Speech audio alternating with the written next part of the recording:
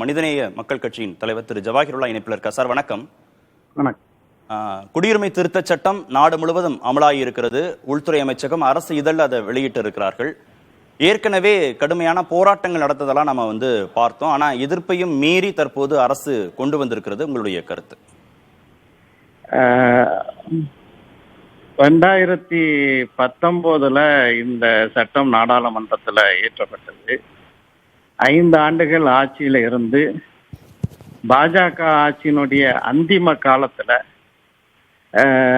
முதுகுக்கு பிறகு புறவழி வழியாக இந்த சட்டத்தை ஆட்சி முடிவடையக்கூடிய சூழல்ல இந்த சட்டத்துக்கான விதிமுறைகளை இன்று வெளியிட்டிருக்கிறார்கள்.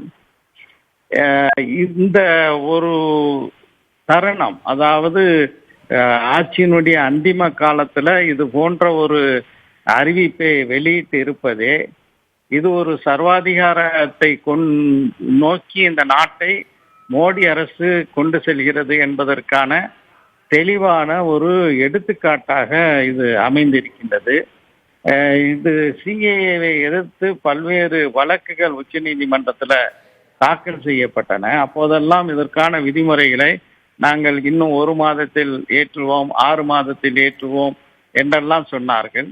ஏன் கடந்த டிசம்பரிலும் கூட ஒன்றிய அமைச்சர் ஒருவர் இன்னும் 1 வாரத்தில் இதுக்கான விதிமுறைகள் எல்லாம் ஏற்றுவோம்னு சொன்னாங்க. இடையில நாடாளுமன்றம் நடைபெற்றது. நாடாளுமன்றத்தில் கூட இந்த விதிமுறைகளை கொண்டு வந்து நாங்கள் ஏற்றி இருக்கின்றோம் என்று சொல்லக்கூடிய முதுகெலும்பு மோடி அரசுக்கு இல்லாத ஒரு சூழல்ல இன்றைக்கு நாடு முழுவதும் பாஜகவுக்கு எதிரான ஒரு எதிர்ப்பலை பல்வேறு தரப்புகள்ல வீசி கொண்டிருக்கின்றது. கடைசியாக இந்தியாவில் தேர்தல் பத்திர தொடர்பாக இன்னைக்கு உச்ச நீதிமன்றம் State Bank of India June 30 நாங்கள் விவரங்களை தெரிவிப்போம் என்று சொல்லக்கூடிய நேரத்தில் நாளைக்கே தெரிவிக்க வேண்டும் என்று உச்ச நீதிமன்றத்தின் தலைமை நீதிபதிகள் கொண்ட அமர்வு அறிவித்திருக்கக்கூடிய ஒரு சூழல்ல திடீரென்று இப்படி ஒரு அறிவிப்பை செய்கிறார்கள். நிச்சயமாக இந்த சட்டம் அமலுக்கு வரப்போவதில்லை. ஏனென்றால் இந்தியாவில் ஒரு ஜனநாயக ரீதியில் ஒரு தேர்தல் நடைபெறும் போது இந்த சர்வாதிகார மனப்போக்குடைய ஆட்சியாளர்கள் நிச்சயமாக வீட்டுக்கு அனுப்பப்படுவார்கள். எனவே இதை ஒரு ஜனநாயக ரீதியாக எதிர்கொள்வோம். ஒரு சர்வாதிகாரத்தினுடைய அடையாளமாக இந்த போக்கை நான் பார்க்கின்றேன்.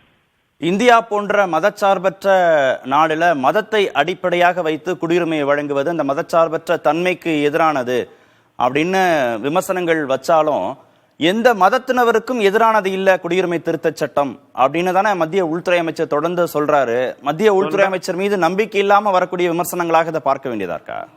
இல்லையே, அவர்கள் கொண்டு வந்ததுல அப்படியே ஏன் முஸ்லிம்களை மட்டும் தவிர்க்கிறார்கள்? அப்படியே அவர்கள் நியாயமாக இருந்தால் முஸ்லிம்களை தவிர்க்காமல் அனைவருக்கும் என்று சொல்லியிருக்க வேண்டுமே. அதுலதானே சிக்கலை பிறந்து.